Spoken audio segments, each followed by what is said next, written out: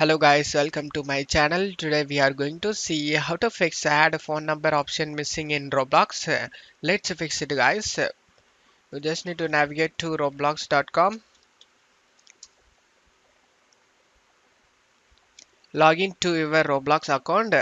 After that, select the gear icon and select settings.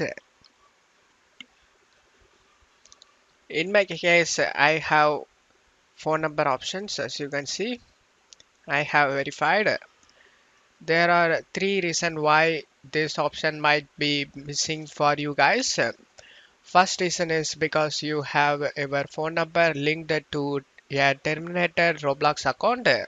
And the second reason is because your country isn't supported, so Roblox remove the phone number option for some specific countries. And if Roblox detects that you are in one of those countries, you won't be able to add your phone number. And the third reason is because your account is under 13. So you need to verify your account age.